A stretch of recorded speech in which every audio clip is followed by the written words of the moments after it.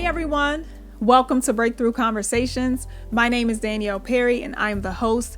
You already know I am so excited that you are tuned in today for this podcast. And if you are new, this is a Christian podcast which features people of all ages, and they share a bit of their story about how God has helped them to overcome a difficult challenge, a situation, or a season in their lives, or maybe they're on their way to overcoming with God's help, and they do share authentically. Well, if you're back, then you know that this is part 2 of episode 33, and it features Daniel and Mia Morrison, and the title of this episode is Overcoming Marriage Being Hard. I hope that you enjoyed part 1, and I know that you're going to enjoy part 2 as you hear the rest of their story, and also, y'all, they're going to drop some nuggets of wisdom. So I hope that you are ready to tune in, and without further ado, here it is, part 2. Enjoy and be blessed. You guys shared about there's sort of a idolatry of marriage within our culture. Mm-hmm. So I want you to kind of talk about that, and did that have any effect on your marriage at all? Ooh, that's where it gets real. Yeah, well, I mean, I feel like you're the one who can really articulate well the broader thing. Yeah, I mean, in our culture, and a lot of times in Christian churches as well, there's this sort of idea of marriage as this ultimate goal or this ultimate good, and sort of once you're there, you're kind of unsupervised with it, mm-hmm. and again, if that strong community isn't there and there's mm-hmm. not that expectation of, hey, we're checking in on each other's marriages and we care for each other mm-hmm. in this stage of life. Mm-hmm. There can be this sort of like, you're good, I'm good, we're not going to talk about it. Mm-hmm. And I don't think anyone genuinely believes that or would say that mm-hmm. if they were asked about it, but it's sort of the standard cliche. Operation. Yeah, it's the cliche, I guess. Mm-hmm. Mm-hmm. So yeah, mm-hmm. I think that plays out in like the wider relationships. I'm not sure if that's the way our church or community from church would have engaged with us. But again, the transition made it mm-hmm. so that it was just not, normalcy was not the mm-hmm. operating mm-hmm. standard. Mm-hmm. Yeah. Mm-hmm. But yeah, I mean, I think just to build on what you were saying, like, it's the way every movie ends, and well, not every, but you know, it's like it's the thing, and it's not if you get married, but it's when you get married, and like mm-hmm. God has someone out there for you. Yeah. You just gotta you just gotta mm-hmm. find them and mm-hmm. get married, and then things will be good. Mm-hmm. And like, yeah, and so I think where it plays into our marriage, like, I think Mia's much better at recognizing the idol and be like, get out of here, grind you into dust and throw it in the river, like. And whereas, like, I, like, growing up, like, I think, you know, it was just sort of the air I breathed, and I was like, I just, you know, and not that a desire for marriage is wrong, like, I think it's a good, healthy desire, right. Mm-hmm. But, like, yeah, I think there's, like a promise of, like, when you get married, not a promise, but, like, when you get married, expectation. Like, yeah, mm-hmm. yeah, like, sure, some things will be hard, but, like, generally, it'll make things better, mm-hmm. Or... you know, it'll make you happy. You know, yeah, sure, you'll fight sometimes, but mm-hmm. like it'll generally increase your happiness level mm-hmm. or whatever. And there's studies that show it, and you know, whatever. And so I think, and like also, I remember actually while we were engaged, maybe or something, we watched this sermon. It was like called like The Myth of Romantic Love, and it was basically talking about where our society's ideas of like romantic love and like mm-hmm. you know, movies and mm-hmm. books and stuff, like mm-hmm. how that sort of originated in like the 1800s or something, and up till then it was like that wasn't the way people viewed marriage and stuff, and it sort of like became this intriguing idea that sold well in books. So like people right. are like, yeah, and so but like it just seeps in of like this person, oh, life will be so great when we're together, and like and then the desire for marriage becomes a desire for self-fulfillment, self-serving, rather than like marriage is self-sacrifice and self-giving. Yes, it is. Mm-hmm. And so it's like it doesn't put you in the right frame of mind to actually love your spouse in the end if that's the idol of marriage breaks down the marriage. Yeah. Ironically. Yeah. Yeah. And so and it's crazy because like I know all that stuff up here and I can articulate it, but like down Actual here it's like, application. but I want you to make me happy. Why aren't you making me happy? Yeah. It's like it's how it Yeah. plays out, and like and that's where you see like, man, Lord, like I need your help to like to break this idol, to break, because what that is that's putting your spouse in God's place and saying you're gonna fulfill me or whatever. That's right. And only Jesus That's can do right. that. That's And so right. Yep. yeah. Yep. You hit it on the nose. Absolutely. Self-sacrificing. Absolutely.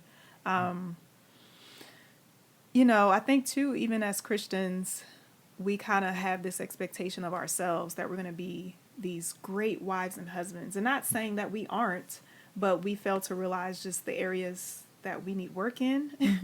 And having a spouse will expose that. Like you were saying, Daniel, like, no, Mia didn't see this part of me, but now she sees it, you know. I think it was our pastors who said that marriage is an eye-opener, you know. So, yeah, marriage will definitely open your eyes, and it really is self-sacrificing. Selfishness goes out the window for sure. Even when you have moments of being selfish, you realize I can't be like this always, you know. So what about when it comes to sexual purity? I think that was something else that you guys mentioned to me. Just how there's this expectation of, or it's not talked about enough prior to marriage. It may be talked about in other circles, but when it comes to Christian circles, you know, and I guess how we are supposed to, you know, have just a good intimacy with our spouses, right? Healthy intimacy with our spouses. We don't have enough conversations about that. So, you know, talk about that, and just maybe some of the things that you guys have dealt with in that arena, if you're comfortable with sharing, and you know, what sticks out to you in that conversation. Yeah. Well, I think one thing that I was sort of thinking about with the last question, so just to tie it together, is like a few years ago, I sort of heard someone use the term the sexual prosperity gospel. I think Caitlin Beatty, I think it's her idea, and it's the idea that if you do everything right before marriage, you know, you don't have sex before marriage, and you stay pure, or whatever. When you get to marriage, it's going to be great. It's going to be easy. Not going to be any work. It's just going to be amazing because you did the right thing before marriage. So now marriage is easy in terms of your sexual relationship. And I was like, and I, you know, and I knew that, you know, this was before we got married. And I was like, oh, that's a lie. Like, I'm glad I know this, you know. But it's similar to the romantic love and stuff. You still like come in like. But I did everything right. Like, you know, it should be easy. It hasn't been. Yeah. And similar to the marriage idol conversation, it's like generally the way Christian churches talk about sexuality and purity is very like, if you're single, this is what's right for you. And then once you're married, all clear. There's no discussion around purity in sexual intimacy within marriage. It's all about, well, this is what you have to do. And I wonder how Christian marriages are doing generally because of this. I think the Catholic Church does a pretty good job of talking about it in certain circles, not all. But in Protestant churches, I've seen very little like honest conversation and engagement around that. And sex is not automatically pure and holy just because it's within marriage. But that's the assumption that's made a lot of times. Sorry. Yeah, and if the whole sexual ethic ahead of marriage is just suppress, then once you get in marriage, if the problems with lust and the problems with lack of self-control existed in singleness, they're just going to happen within marriage. It's not going to stop, right? Yeah. And I wouldn't say that's exactly our story. We bring our own unique brokenness to our marriage and our sexual intimacy that we're working through. But yeah, I think it's like the assumption that everything will be okay makes it seem like when it isn't, and I would almost say it won't be okay. Like, don't expect it to be okay. Yeah. If it's easy, like it's not gonna be easy, so don't expect it. Yeah. Or if it's easy for one person and it's not easy for another, then again that separates you, because the one person is feeling like, why is this not easy for me when it's so easy for you? Absolutely. So Absolutely. What you said about the suppression, I thought about for that person who suppressed themselves, right? That person who was able to be a virgin before marriage. They did so much of the suppression, and now they're married, but they don't know how to let go of the suppression, right? Yeah. And I think, honestly, that may have been a little of my story a little bit. By the grace of God, I was able to not be intimate before, well, let me word that right. I did not have sexual intercourse before I married. So once I got married, it was like, okay, there's no holds barred, but how do I do this? You know what I mean? Because you were taught all the way up to that point, withhold and stop it, and then that's programmed into our bodies Absolutely. at that point. Yeah. Absolutely. And then not to mention the outside influences of TV, movies, music, you know, and what, if we're not careful, if we've been exposed to those things, now we have to get rid of those images, because that's not what sex is like. You know, I can go to the topic of pornography. That is not real sex, people. No. It's not real. Okay. It's not real. But if that's something that you struggled with prior to, you have to break that, Yeah. you know? So absolutely, that is a huge conversation. I can tell that's one that you're very passionate about. And it does need to be talked about more amongst Christians. Yeah, it does. Yeah. And especially like, maybe I already said this, but like, if it's all about suppression, because eventually you'll get to, like, what does that say for people who they're not called to marriage and they're going to be single? Like, what are we telling them? Like, oh, just hold off, you can make it just a few more years and then you'll be able to. Like, what about, it's like, actually, like, this might not be part of God's plan for your life. Like, how are we being real about that? And what's the greater vision that we're going for? Is it just like, if you're getting married, like, married sex is the best, so like that's your goal and that's your prize at the end. But if you're single, like, we don't got anything. Like, I don't think it should be even that for married people, but like, what's the, and I think with the suppression thing, that's all about, don't do this thing right now, but like it can come out later or something like that. But it's not, that's still focused on you, like you're the one suppressing it or whatever. It's not focused on like, this is what God's called you to in this time, or you know, it's not others focused. It's still kind of all about you. Very true. So very true. Anyways, yeah, that's good. And we have to have more conversations about it, because of just our American society and how over-sexualized our society is. It's there. It's just there. And this isn't just a struggle that non-Christians have when it comes to being over-sexualized. Like, Christians are still dealing with real things, dealing with things that maybe they are ashamed of, and they don't know who to talk to, because there aren't enough conversations around purity and sex, you know. So yeah, that's good. That's good. So I want you guys to talk about your prayers for each other. Just how do you pray for your spouse? I mean, I think one thing is I need to pray for you more. Like, it's not that I don't pray for you, but honestly, when you sent us those questions, I was like, whoa, man, I need to be praying for Mia more. Mia Moore, that's your name. Yes, and because I think a lot of times, like, the prayers are like, Lord, help us, we're having this really hard time, or you know, whatever it is. And I think honestly, that's like a lot of what my prayers for you, when I'm just praying for you, are about. Like, because like you've had a really rough like couple of years, basically, like not like marriage wise, but just like external things. And so a lot of times it's just like, man, Lord, like, Mia's like going through it, like, help her, Lord, like, give her the strength, you know, like, give her encouragement, give her community and people to walk with her. So but I think there's a lot of room for me to grow in how I pray for Mia, and just being intentional and faithful in that. Yeah. Absolutely. Sometimes you don't feel like praying for your spouse. Just to be honest. But sometimes it's hard. Yeah, but I mean, the craziest thing is, and I forget where I learned this, but like, it's hard to be mad at someone when you're praying for, like, it's hard to pray for someone when you're mad at them, but if you're able to start praying for them, then like, I think God does something that really softens my heart when I'm like, oh, man, I can't believe, and then like, Lord help me, and then I'm just like, oh, like, wow. Like, I'm starting to feel that love towards her. Anyways, I'm rambling. Go for it. Yeah. I think my prayers for you have been a lot of like, God, I can't, but I know you can.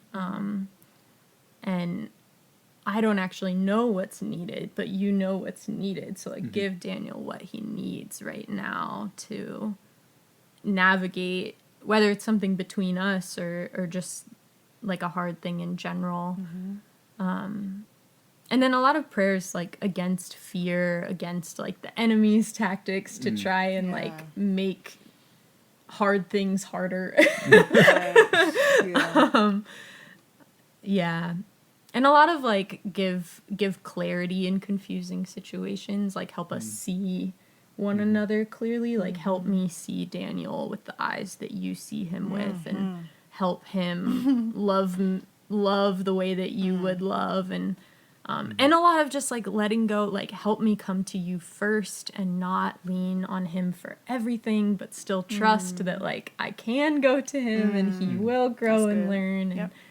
And so a lot of prayers like that. That's good. Yeah. And that makes me think of like I quote a lot of people because the best ideas I have are usually somebody else's ideas. But I heard this from like Paul David Tripp is the guy, and he had this like marriage curriculum I went through with a group of husbands a few months ago, and he was talking about how like it's important to worship God as creator for the way he's made your spouse. And so if I'm being like, man, why is she this way and she shouldn't be that way or whatever, like unless it's like genuinely a sin issue, if it's just her temperament or the way she sees things, like that's God has made her that way. So if I'm upset that she's that way, what I'm saying is, God, you messed up. And so like I think sometimes when that's I pray, I'm praying like, Lord, help me to like see like what you said, like help me to see Mia the way you see her, and like and to love and appreciate the way that you've created her. That's very different from the way you created me. So much so that sometimes it's frustrating, but like I like help me to love her in that. And to recognize and see the beauty of somebody who's different than me in a very good way. That's good. I love that. That's actually a prayer that I pray often. God, help me to see Jared the way that you see him. And that's a very humble prayer.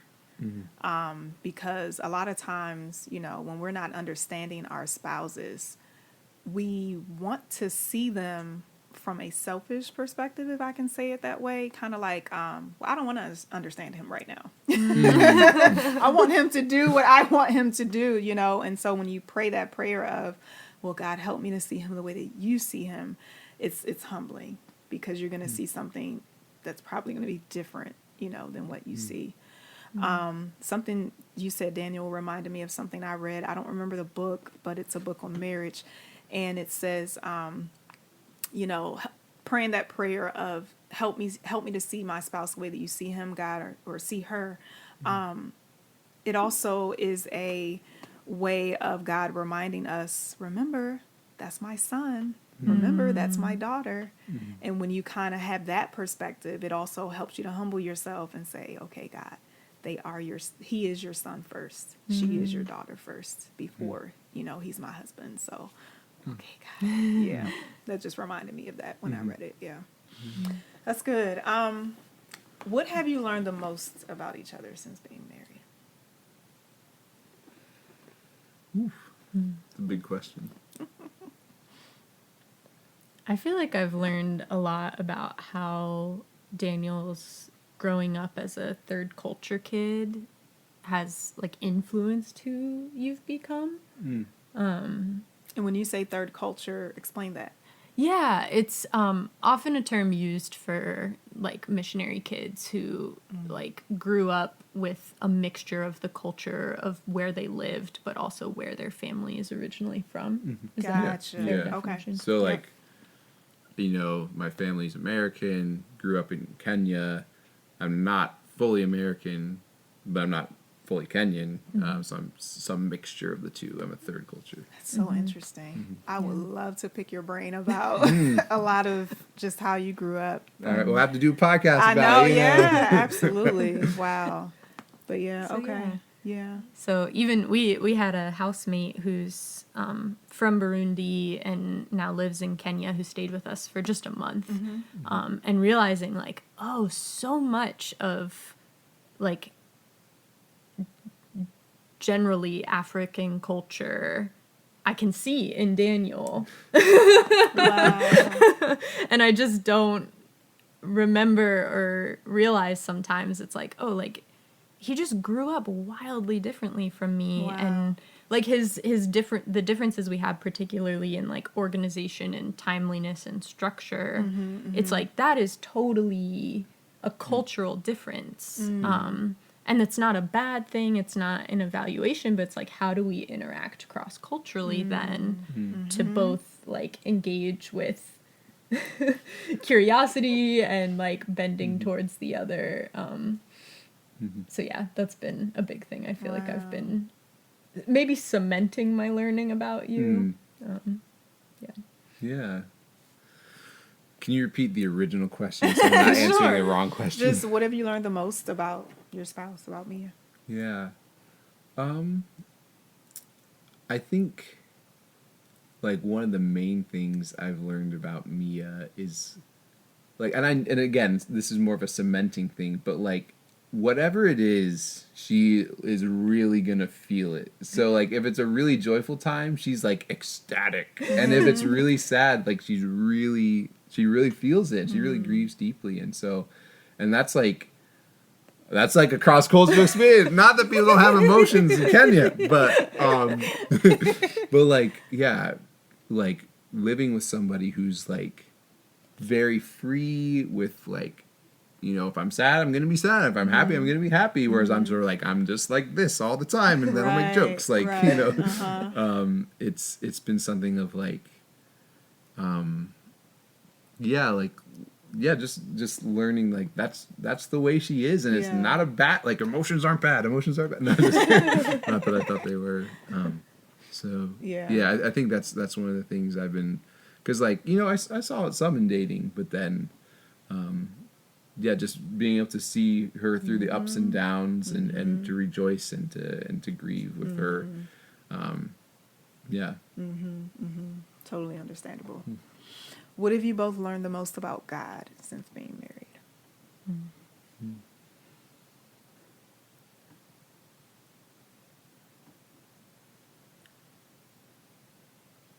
Are my questions that deep? They're so deep. They're good for reflection. Yeah.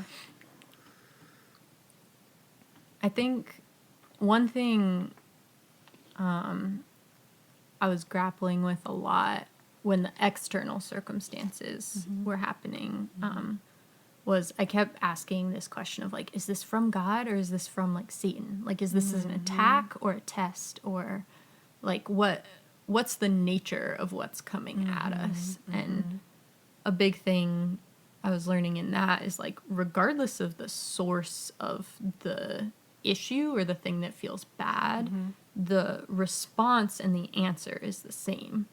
And it's turning to the one who is the answer. It's turning to him who can speak into it, regardless of the origin. And I was so fixated on the origin.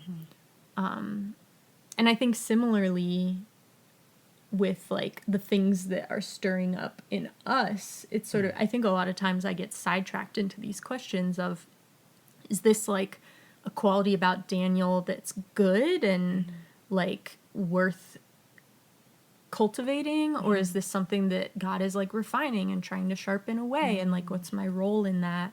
Like, how do I build him up and also help support like whatever work God is doing in his life. And yeah, it's sort of like regardless of my potential judgments of like what is good or bad or right or wrong or needs to change or should stay the same about you, the answer is still God is going to be the one doing that transformative work, not me. Yeah. And so I need to look to him for guidance of how I engage with you and engage in the process of us becoming who we are.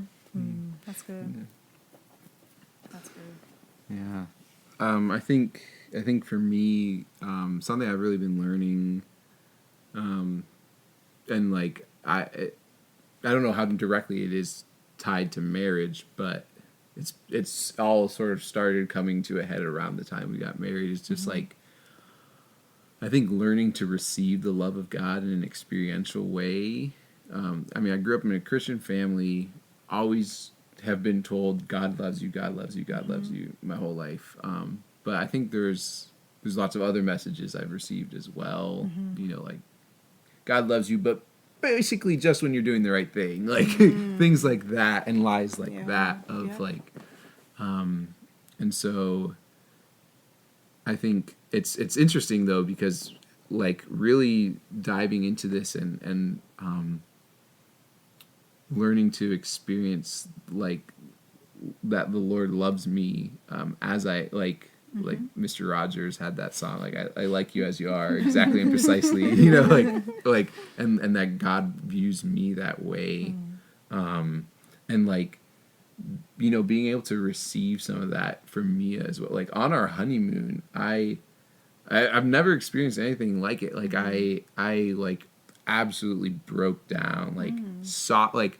I literally thought, I was like, is there a demon coming out of me? like I made a noise. It was like a screaming, sobbing sound that was, and I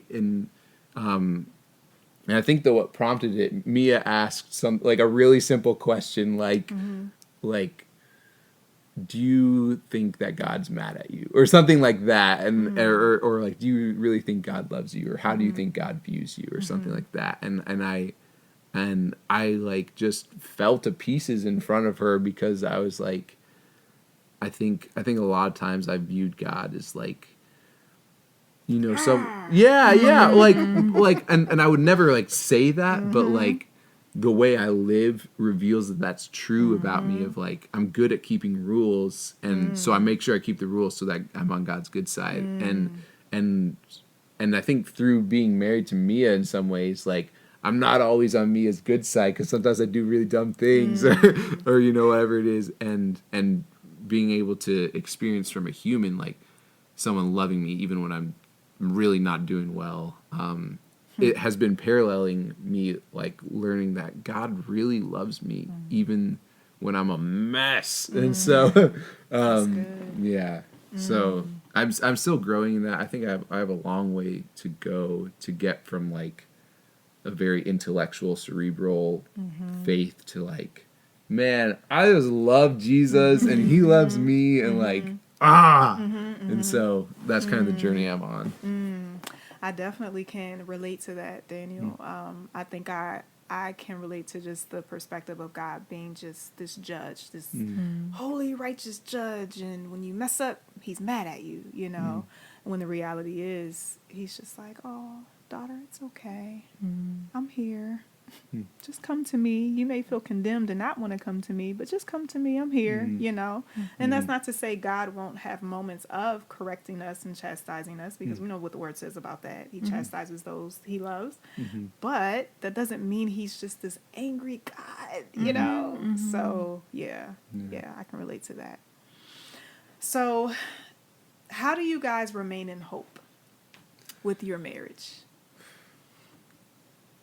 Because you said something earlier. You said, you know, this isn't the end of the story. Yeah. And God is still writing it. So how do you both remain in hope? Sometimes we don't. Hey,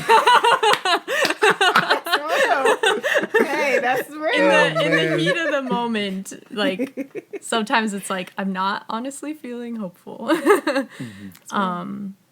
But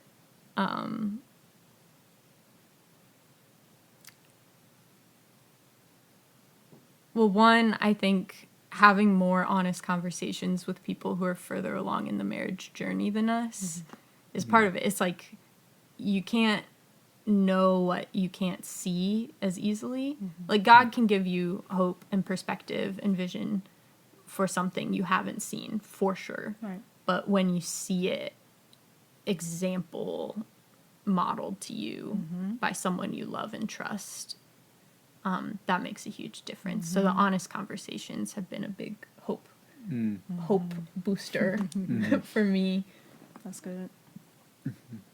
Yeah, I would say kind of a similar thing, but I think something God's been teaching me more recently, is just like the importance of being honest. And like, I've never thought of myself as not being an honest person, but being married has shown me how dishonest I can be in terms of omission. Like, I'm not really going to say how I feel or whatever. And so that's something I'm growing in. But to get to the hope part of it, I think when I've like not said things or felt a certain way for a while, and like that's super unhealthy, and I'm working on it. But like when I finally tell Mia like this is what I really think, or like whatever it is, it's weird and super like not how I grew up and not something I've done before, of like having a very honest negative conversation with someone and then feeling closer to her afterwards. Like it was maybe a couple months ago we had our first like bona fide fight. Okay. Like you know, high volume of voices and like, and of course it was like right when we were supposed to be leaving for church. You know, that's when things happen. Right, and right. so, and we were like, it was very scary for me. Yeah. And so, but like Mia was in such like a elevated mood that I myself was finally like, I haven't been saying this when I felt upset before, but like I'm gonna let you know that like, and it was really scary, and it felt kind of wrong in some ways. Of like, you're not supposed to be you're not supposed to be angry, but you're not supposed to like let it out in certain ways, and so I'm always like pushing it down. But like I finally let it out, and like we didn't like get through it, but I was like, I feel really close to her, like wow, and so. Which I think maybe she's like, I've been doing this my whole life. Like, doesn't make sense. But for me, like, I think as God's breaking down this, like I guess it's like hiding and suppressing how you feel and stuff like that. And he's like, no, you really need to be honest about the hard stuff and not just the good stuff. I'm seeing. And like it's hard because it's almost like it gets worse before it gets better. When you're cleaning the room, you like pull everything out, it's a mess, and then you start putting it back away. And like it feels like we're kind of in that mess space of like, okay, now I'm being honest, and it's really hard. Like, but I think like it gives me hope because like we're able to have those conversations now. We're still struggling with how do we get through those conversations and stuff, but like, and we're seeing a counselor and things, and so. I think right now we're kind of at the bottom of the valley, I hope. Who knows? Who knows? I don't want to bank on that. Yeah. Because the source of our hope isn't that it won't get worse. The source of our hope is that God will redeem no matter how bad it gets. Absolutely. That's good. That's good. Yeah.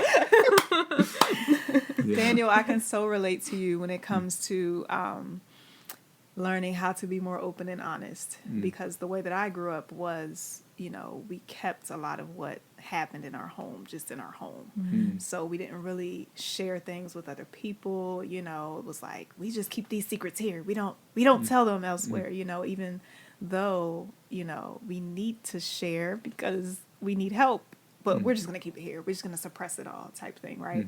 So it wasn't until I got married that I saw how much I did that. And Jared, on the other hand, did not grow up like me, okay? His family, they talk about everything as far as just sharing open and honestly emotionally, whereas for me, I was suppressed a lot in that area. So, Jared him being the solutionist that he is, and he's gotten a lot better with that because he's more patient now. But early on in marriage, he would like try to really like force things out of me. And I didn't know how to communicate things. I just didn't know. So a lot of times I would shut down and kind of deal with things inwardly. Like, guilty. Growing up as an only child, I would just have conversations with God. Like, I'll just deal with that with God. But the whole time, Jared is waiting for me to have a conversation with him, So I can relate to you with that. And even though we've been married coming up on 10 years, that's still an area that God is really helping me with. And I can say, though, I notice growth in me because now Jared is sometimes caught off guard when I'm actually speaking open and honestly. And he's just like, huh?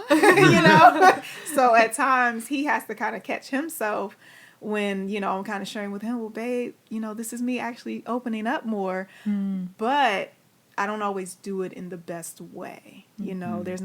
Sometimes there's not enough tact with how I'm sharing things. I just, he's just like, okay, so when you share things, just make sure so he helps me with that and God is helping me. But yeah, I can definitely relate to that. It's tough. It's tough. So there has not been hope lost, thank God. And you guys are still relying on God because you know that he's the foundation of you guys' marriage and even who you are individually. So I want to ask you guys this. Where do you see your marriage in 5 years? It's a big question. Yeah. 2028.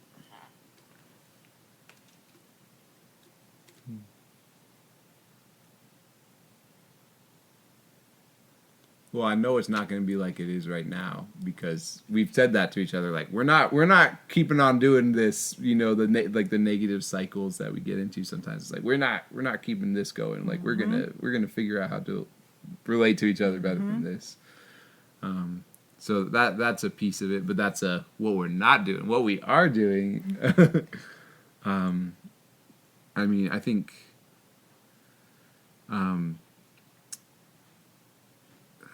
It's funny. Well, no. It's funny to ask this question because this is a question I think that's a lot about intentionality and vision and planning and something, and those are all things that I'm pretty weak in and that we've been talking about.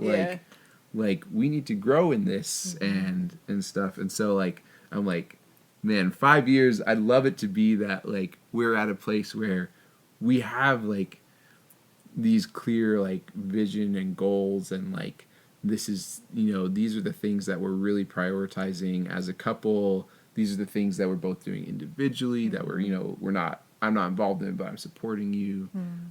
So in a place of, I guess, more clarity, and more and, God doesn't always make everything super clear, but at least more direction. 'Cause I feel like we've, I feel like in some ways we've been keeping our heads above water in marriage and and hey, we're just staying afloat right now. But in 5 years, I'm really hopeful to see we're going somewhere. We're swimming now. We're going somewhere.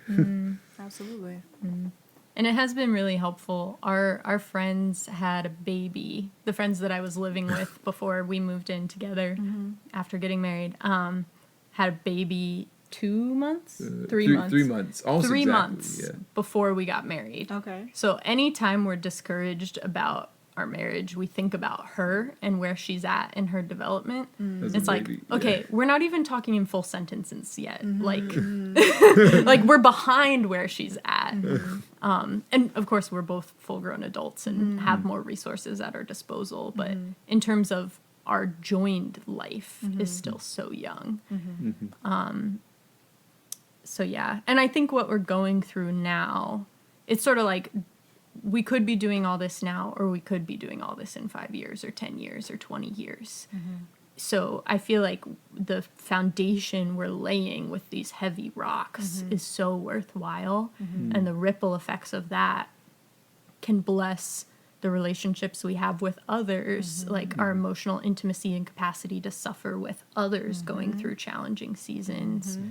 And so I don't know when the community gets rebuilt, the church feels more stable, the friendships are remade or new friendships are made. But I would really hope it's in that 5-year span. Yeah. And I love what you're saying about like building a foundation, because I think in some ways like it's been hard, but I think it's been hard because in a lot of ways, and like this is a good thing, because Mia really desires to have a strong, open relationship of like, you know, like me, and in a lot of ways Mia has been like, and like, you know, we're in it together, but like, you know, like we've had a lot of like conversations that I feel like maybe other couples, like they just sort of live their lives and then like they don't really talk about it, and then 10 years down the line they're like finally bring it up, and we're like, we're gonna talk about this now. Yeah, absolutely. Which a lot of times I'm like, is this crazy? This is just a bad idea. But And so just hopeful that if, you know, not that we got it all figured out the first couple of years and then we were cruising, but like I think it'll lay a strong foundation even for when we're in a different life stage and we have other big things coming up that we need to talk about. It's like we've learned how to communicate and walk through these issues together, and so that's good. And I think it's also good preparation for children. You guys desire children? It's a conversation. Oh, it's a conversation. All right. Yeah, we never know what God has planned for us. And we do have a lot of questions when we're in seasons like, you know, the season that you guys are in. Like, God, what are you trying to show us? What are you trying to teach us? Like, what are you preparing us for? You know, and I think to have the perspective of you must be preparing us for something great if we're going through this much is a good perspective to have, because I think it helps to kind of make things a little bit more clear, because God doesn't waste anything, you know. He doesn't waste any trials or anything like that. So, you know, God must have something big for you guys. And that's why he's building such a strong foundation right now. Yeah. So I thank you guys so much for sharing on this podcast. And my last question for you before I have you just share any advice for any others in your shoes is, what made you say yes to sharing today? If it can help someone. I mean, you know, here we are talking about nobody talks about this. We're willing to talk about it. So. Yeah, because when Jared was saying like, "Hey, my wife like wants you guys on the podcast," I was kind of like, "We're a mess right now. Like, you sure you want us on this podcast?" Because so I think it was, and like honestly, like when we were talking about it the other week, I was sort of like expecting, like I was sort of like, I don't know if we should, and I was sort of expecting Mia to be like, I don't think we should. And they're like, all right, we won't do it. But then I talked to Mia and she was like, yeah, I think we could. And I was like, oh, really? And she was like, yeah. And I was like, okay, I guess we're doing that. So, yeah, I think, but with the hope, again, of like, like this stuff is real and nobody else has our same story, but other people have similar stories. And yeah, if it can be an encouragement to anyone to just hear, like, I'm not alone. I'm not alone. Other people are walking through this, and I don't have to walk alone in silence either. Yeah. That's right. I love that. Again, thank you guys so much. I think like this, the what's the word? The purpose of this podcast is for people not to only come on to share what they've overcome, but also if they're in the process of overcoming. And that's where you guys are. You know, you're in the process of overcoming these hard situations, and you're just learning what it takes to be married, right? And so, again, thank you for sharing. I know that there are people who will watch and be able to relate, and will be very grateful that you guys took the time in such a vulnerable place to share just a little bit of, you know, what you guys have been dealing with. So, as we close out, share any advice, any encouragement that you have for others in your shoes. Because we're such experts. I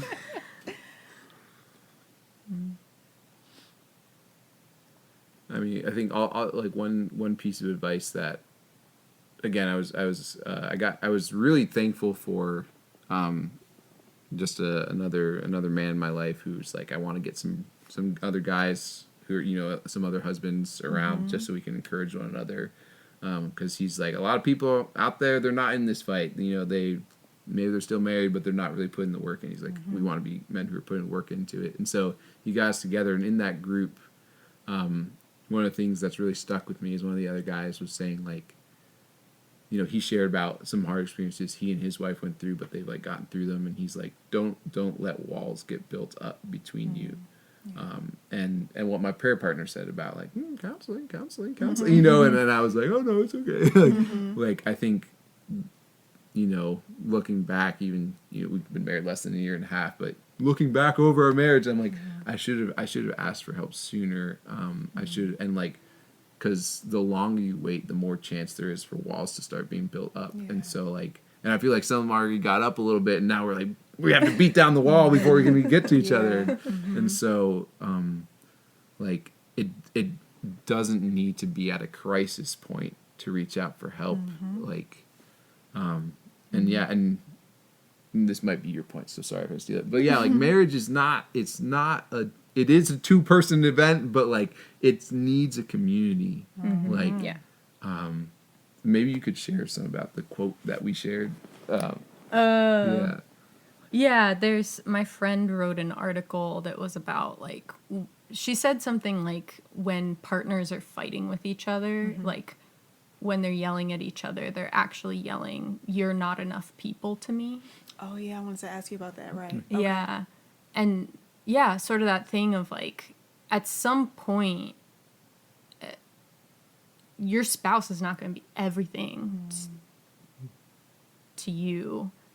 And God, like, generously gives us community and other people, including our spouse, if we are married, to walk through life together, and to expect all a community can provide from one person would be a mistake. And then in addition to that, there's God, because all people are going to fail us also. Exactly. And he's like the one who won't. But yeah, I often come back to that quote of like, "You're not enough people to me." It's sort of like, I can't look to Daniel for everything. That's good. Yeah, sorry, but sorry, I that was helping. She was helping me finish my advice. Do you have any advice? I think one interesting thing that Daniel observed about me that was super insightful and helpful, and I was really glad he shared it. Not in the moment, but later on. I don't know what this is. I'm very excited to learn. Is so PMS. I have pretty intense emotional buildup around PMS, and one thing Daniel said once, I don't know if it was once we were married or even when we were engaged. He asked me once, like, when you're in that phase of your cycle, do you become harsher? And it was because I was being really harsh towards him. Yeah, so. And it was the truth. It was like, oh my gosh, I really do become harsher. And I never knew that before he reflected it to me. And in that moment, I felt like anger and shame of like, how could you, like, what? But later on, I was realizing, like, part of the reason why I get so emotional around that time is because I'm being harsh to myself constantly. Okay. And then that harshness eventually bubbles over, and either like I'm breaking down because I've been beating myself up, or I take it out on the people closest to me. And so that would be a piece of advice, just like generally, whether you have PMS or not, like, learn to experience the love of God and the kindness and the love towards yourself, and that will overflow then to learning to better love and sacrifice and care for the person you're trying to love, whether it's your spouse or any relationship. Yeah. That's good. I can relate, girl. That PMS, let me tell you. It's funny because Jared and I recently had a conversation. I was just trying to explain to him, babe, there's a certain time of the month where my libido is like, woo! And then there's other times where it's like, I'm good, And he's just like, well, is it all biological though? Like, is it all physical? Because I think some of it is mental. And I'm like, babe, you don't understand. You're not a woman. And da-da-da.